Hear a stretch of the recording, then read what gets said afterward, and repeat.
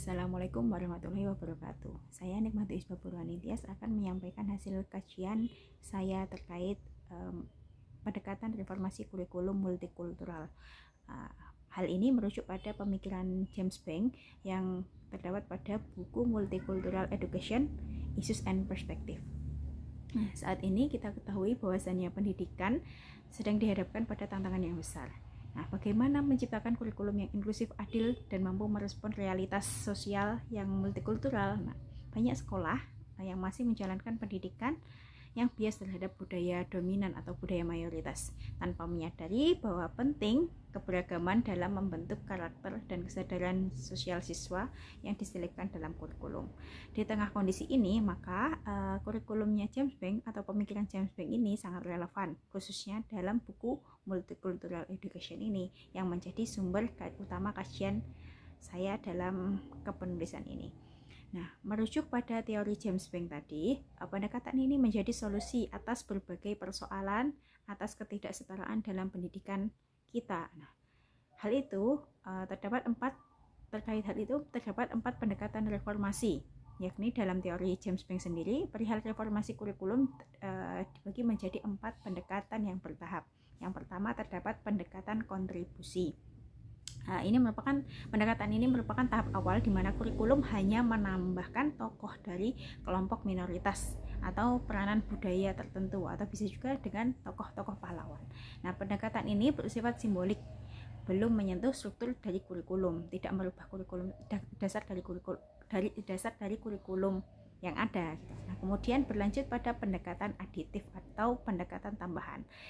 Pada tahap ini, materi multikultural ditambahkan sebagai unit atau tema baru dengan tidak merubah kerangka dasar kurikulum, tetap pada dasar kurikulum, namun dengan menyelipkan unsur-unsur yang bersifat budaya atau unsur-unsur yang bersifat etnis gitu. Kemudian tahap berikutnya ada pendekatan transformasi. Di sini mulai terjadi perubahan struktural atau kurikulum itu dirancang agar siswa memahami isu dari berbagai sudut pandang budaya. Hal ini adalah titik awal dari perubahan paradigma dalam dunia pendidikan itu sendiri. Kemudian tahap tertinggi merupakan pendekatan aksi sosial, di mana siswa di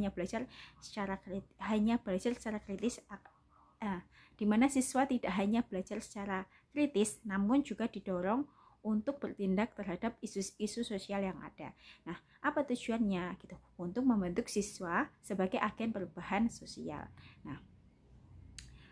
Konstruksi pengetahuan James Bank juga menekankan bahwasannya ilmu pengetahuan tidak netral. Pengetahuan itu dibentuk oleh konteks budaya, sosial, dan sejarah. Oleh karena itu, guru juga tidak hanya membimbing siswa sebagai guru, sebagai pengajar saja, tapi membimbing siswa untuk menyadari akan adanya bias dan mendorong siswa untuk berpikir kritis terhadap isi dari pelajaran yang ada. Implikasi dalam dunia pendidikan sendiri terkait reformasi ini tidak cukup hanya dari perubahan materi ajar saja. Ia juga menuntut perubahan kebijakan sekolah. Jadi adanya perubahan dari kebijakan sekolah itu diharapkannya begitu. Kemudian budaya organisasi itu diharapkan lebih inklusif lagi. Kemudian kompetensi guru terhadap keberagaman ditekankan lagi. Guru tidak hanya berperan sebagai penyampai informasi, tetapi juga sebagai fasilitator pembelajaran yang demokratis dan dialogis. Kemudian relevansi dengan kurikulum di Indonesia saat ini, kita melihat bahwasannya kurikulum yang diterapkan saat ini atau kurikulum merdeka masih banyak menghadapi kritik, baik dari segi kesiapan implementasinya maupun dari sisi filosofisnya.